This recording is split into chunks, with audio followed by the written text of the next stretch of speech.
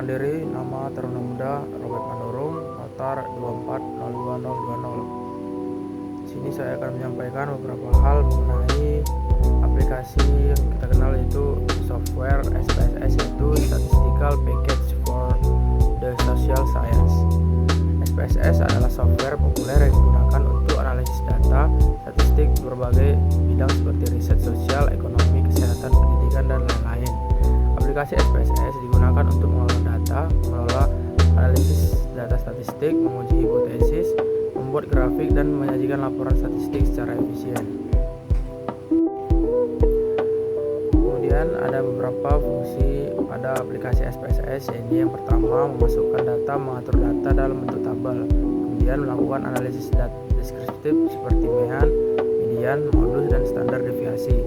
Kemudian itu melakukan uji tes statistik diferensial seperti t-test, ANOVA, regresi, chi-square, dan lainnya. Kemudian itu membuat grafik dan visualisasi data. Kemudian terakhir yaitu menghasilkan output yang mudah dipahami dan dapat digunakan untuk keperluan laporan riset atau pengambilan keputusan.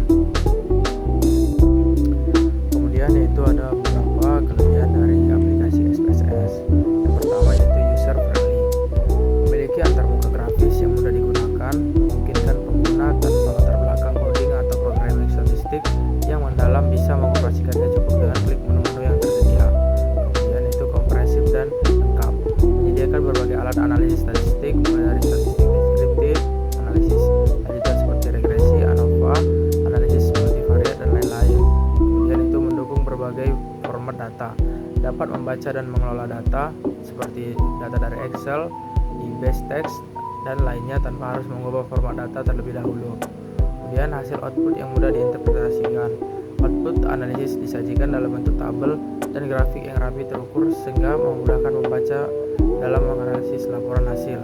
Kemudian dukungan dan komunitas besar. Sebagai produk IBM, SPSS mendapatkan dukungan dokumentasi lengkap serta komunitas pengguna yang besar dan sejumlah sumber belajar yang mudah ditemukan. Kemudian itu integrasi dengan bahasa pemrograman, bisa diintegrasikan dengan R dan Python sehingga dapat memperluas kemampuan analisis bagi pengguna yang ingin memanfaatkan kode script.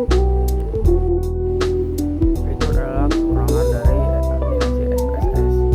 Yang pertama yaitu berbayar dan mahal. SPSS adalah software yang berlisensi berbayar dengan harga yang relatif tinggi, khususnya untuk versi lengkap dan profesional. Kemudian yaitu kurang optimal untuk big data dan beberapa analisis khusus.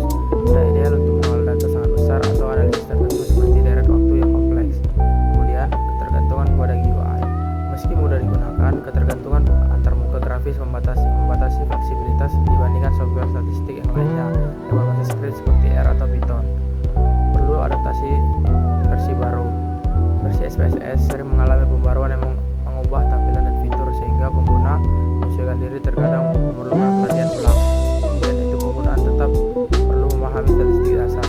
Meskipun mudah digunakan, pengguna harus memiliki kemampuan pemahaman statistik yang cukup agar mampu menginterpretasikan dan memilih metode yang tepat dalam melakukan SPSS. Ukuran aplikasi. Ukuran file aplikasi ini cukup tinggi sehingga perangkat dengan spesifikasi rendah akan berat menjalankannya.